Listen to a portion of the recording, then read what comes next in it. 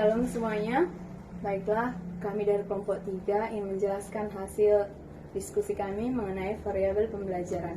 Sebelum kami menyampaikan hasil diskusi kami mengenai variabel pembelajaran, ada baiknya kami memperkenalkan diri kami. Perkenalkan, nama saya Siska Nikita Pangarbuan. Nama saya Dandi Siombing. Nama saya Jimmy Sabelau.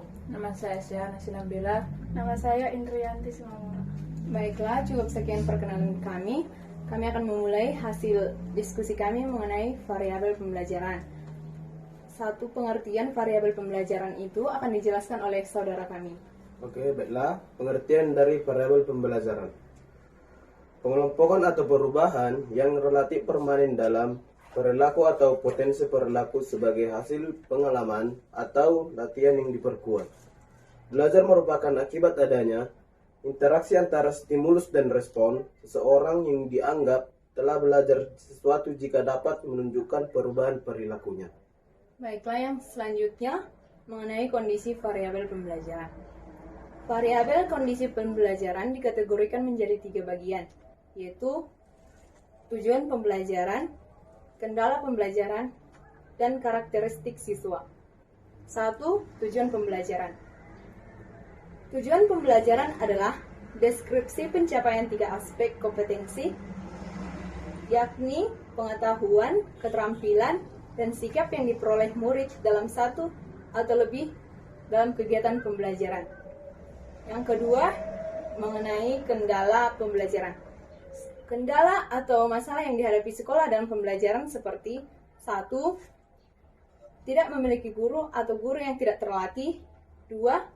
Tidak tersedianya ruang kelas yang memadai. 3. Dana pendidikan yang kurang. 4. Kekurangan bahan belajar. 5. Jarak sekolah yang sangat jauh. 6. Masalah biaya pendidikan. Terus yang kedua, kendala atau masalah yang dihadapi guru dalam pembelajaran, yaitu 1. Kurang persiapan. 2. Karakteristik peserta didik. 3. Bakat atau minat peserta didik. 4. Kurang konsentrasi. Yang ketiga, mengenai kendala atau masalah yang dihadapi siswa dalam pembelajaran seperti 1. Kurang konsentrasi. 2. Pembelajaran yang sulit dimengerti atau dipahami. Terus yang ketiga, mengenai karakteristik siswa. Karakteristik siswa adalah aspek-aspek atau kualitas perseorangan siswa yang terdiri dari minat, sikap, motivasi belajar, gaya belajar, kemampuan berpikir, dan kemampuan awal yang dimiliki.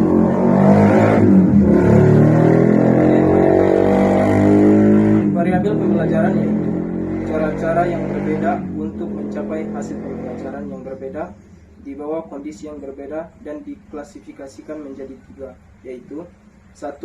Strategi pengorganisasian adalah metode untuk mengorganisasi isi bidang studi yang telah dipilih untuk pembelajaran. 2. Strategi penyampaian adalah metode untuk menyampaikan pembelajaran kepada siswa untuk menerima serta merespon masukan yang berasal dari siswa. 3. Strategi pengelolaan merupakan metode bagaimana menata interaksi antar si belajar dengan variabel metode pembelajaran lainnya. Yang berikutnya, hasil variabel pembelajaran. Hasil pembelajaran dapat berupa hasil nyata dan juga hasil yang diinginkan. Hasil yang diinginkan adalah hasil nyata yang dicapai dari penggunaan suatu metode di bawah kondisi tertentu. Dan yang berikutnya, hasil yang diinginkan adalah tujuan yang ingin dicatat yang mempengaruhi keputusan perancangan dalam memilih metode pembelajaran. Hasil pembelajaran secara umum. Hasil pembelajaran dapat diklarifikasikan menjadi 3, yaitu 1. Efektivitas. Efektivitas merupakan pembelajaran yang diukur dengan tingkat pencapaian hasil belajar peserta didik. 4 aspek yang digunakan sebagai tolak ukur adalah tingkat kesalahan. 2. Kecepatan untuk kerja. 3. Tingkat keahlian ahli belajar. Yang berikutnya, tingkat retensi dari materi yang dipelajari.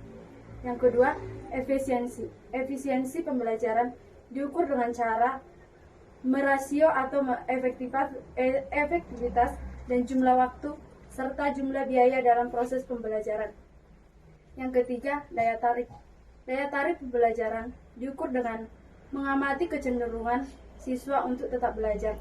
Ini juga erat kaitannya dengan daya tarik bidang studi. Ya, di sini saya akan menjelaskan beberapa pengertian variabel menurut para ahli.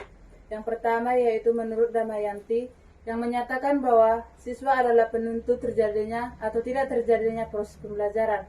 Yang kedua itu menurut James L. Marcel, yang menyatakan bahwa pembelajaran adalah upaya yang dilakukan dengan mengalami sendiri, menelusuri dan memperoleh sendiri. Yang ketiga menurut Munada, yang menyatakan bahwa pembelajaran dikondisikan agar mampu mendorong kreativitas anak secara keseluruhan. Yang keempat yaitu menurut James L. Marcel, yang menyatakan bahwa pembelajaran adalah upaya yang dilakukan dengan mengalami sendiri dan memperoleh sendiri. Oke, baiklah, kita masuk ke kesimpulan dari hasil semua ini. Variabel pembelajaran adalah suatu pengelompokan atau perubahan relatif permanen dalam perilaku sebagai hasil dari pengalaman yang diperkuat melalui pembelajaran. Dalam mendapatkan kondisi-kondisi pembelajaran dan juga metode di mana bisa digunakan untuk mencapai sebuah hasil yang memuaskan di dalam pendidikan. Dengan adanya variabel pembelajaran ini, seseorang atau para peserta didik mampu menguasai dan juga mencapai beberapa hasil, di antaranya pengetahuan, keterampilan, juga sikap yang bermoral dan bermartabat. Sekian hasil diskusi kami. Jika ada tutur kata yang kurang berkenan di hati para penonton, kami meminta maaf sedalam-dalamnya. Sekian dan terima kasih.